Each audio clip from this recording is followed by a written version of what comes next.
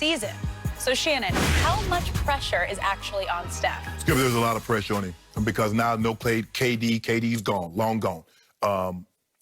No Klay. And what we've seen is that we've seen other top guys. We saw Russ take a team and get them to the playoffs in the Western Conference. We've seen James Harden do it, Skip. Get a team get a team in the playoffs in the Western Conference. The Western Conference is loaded. So there, and many believe Steph is a top 5 player. So he's got his work cut out for him. They went and got Kelly Oubre. Now, it just goes to show you that they're willing to spend any amount of money because the $14 million salary that they're going to pay him cost them $80 million in luxury tax. And they say, we don't care. Yeah. Okay. And they got that big new shiny building, Skip, with no fans in attendance. Mm-hmm. And I know they're talking about they're going to spend $30 million to try to get these tests. But Governor Newsom, you ain't getting nobody in that building, nope. Especially not now. Nope. So there's a lot that Steph is going to have to do, and he's going to have to be Steph, the old chef Steph. He's going to have to cook on a nightly basis. Now, you got to remember, Skip, Steph has not played a full season since 2016-17. That's 4 seasons ago. He only played 5 games last year. And unless you Benjamin Buttons or LeBron James, you don't age backwards. Nope. So he's under immense pressure to get this team into the playoffs, even though there is no Klay. Now, I thought even with Klay, Skip, they were somewhere between 3 and 6. Now they're looking at somewhere between 6 and 8. The West is loaded, Skip. And I even thought, even with Klay, Skip, the days of them doing what they did previously, 73-9, 67-15, Skip, that's over. That's long. I don't care. And they are the greatest shooting guard combination, the greatest 2 shooters on one team assembled in the history. But they were never going to have the success they had in what was that, Skip? 2014, 15, 16? That's over. So he's under immense pressure to get this team into the playoffs, and nobody wants to hear an excuse because we saw Russ take a team, get them into the playoffs. We saw James Harden do it, and we saw, and granted, LeBron did it in the Eastern Conference, but we've seen guys take lesser with the talent, less talent, and get them in the playoffs. He's under that kind of scrutiny right now. I'll go you one better. Not only does he need to lift this team into the playoffs in any way, shape, or form, 8 seed, 7 seed, 6 seed, because that's where they're going to fall best case. Right. But he needs to be in the MVP conversation from start to finish. I'm not saying he needs to win it, but he needs to be in the mix of it. Well, that's what it's going to take to get him in the playoffs. Okay. If he's not in the MVP mix as he turns 33 years of age, people are going to turn back the clock and look at the back-to-back MVPs he won in 15 and 16, and they're going to attach an asterisk to each one.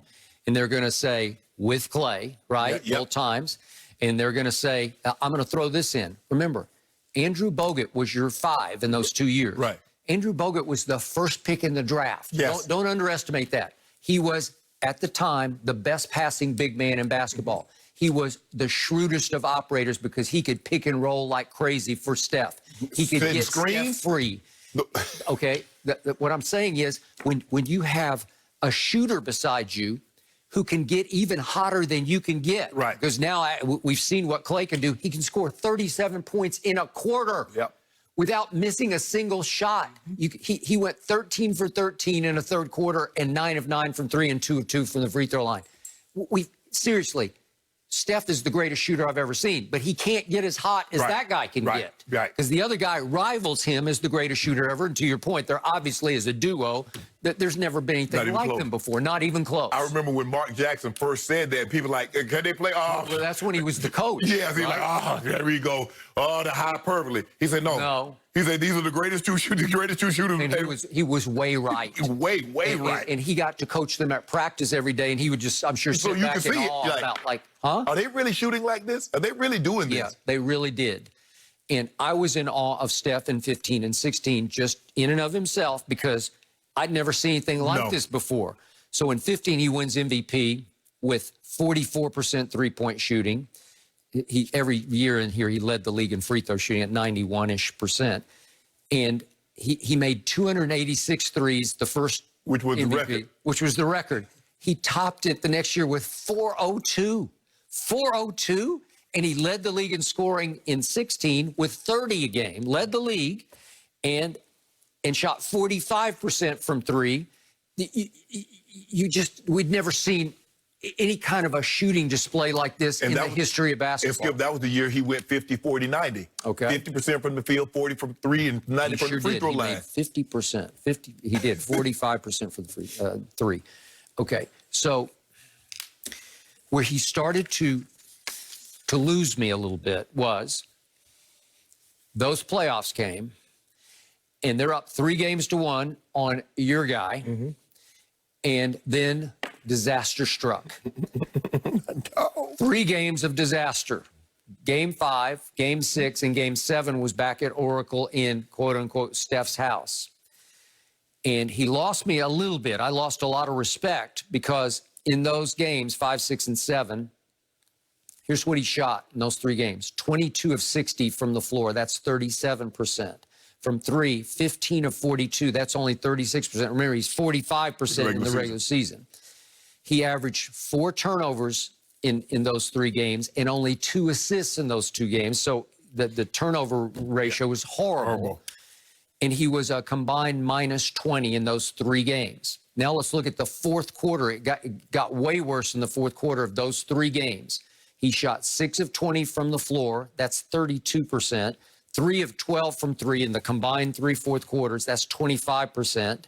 He shot 0 free throws in all 3 fourth quarters. That's just wrong. And he was a combined minus 12 in the 3 fourth quarters. And especially that final fourth quarter at Oracle, he was horrendous. Well, Skip, what really set it off was he went behind his back and he threw it out of bounds. That might have been the turning point of the whole series. So in the Game 7, but Skip, you have to be with these guys. You have to be willing to accept the good with the bad, because how many times had he made that play behind his back to Klay in the corner for a 3? He done it so many times. Yep. And so you're right, but Skip, the thing is, he's gonna have to be Chef Steph, because a lot of people say, yeah, you went along for a great ride with KD.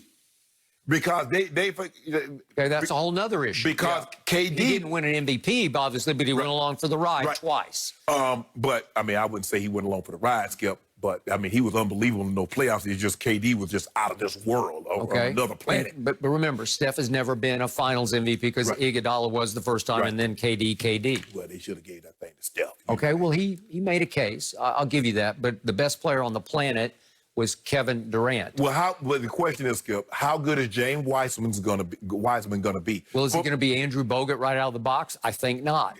All I know is that I'm not letting Steph Curry beat me. Andrew Wiggins, if you can do what Klay Thompson can do, have at it. Okay, I agree. I like Kelly Oubre. I do. He's too. A nice player. He had a career year last year, 19-6. Okay, I like him. But is he? No, he ain't Klay. Hell no. He's not Klay. No, I mean, he ain't. Okay. I mean, Klay is an elite. All right. 3-and-D guy. Okay, so Draymond's still there, but once upon a time he was a 2nd-round pick. Right. He's overachieved, and he's been very good. Well, he's going to have to get back. He's going to have to get back to what he was, Skip, in those final appearances run. Yep. Those years, 15, 16, 17, 18. He was making case for MVP. With the triple-doubles. And he's going to have to be that again. Maybe he was injured. Or maybe, Skip, it's hard. I mean, he was the 3rd fiddle, and then KD comes. Now you're down to 4th. So now he gets back to his normal role. He ain't got to worry about stepping on anybody's toes, not saying something, because, Draymond's going to be Draymond.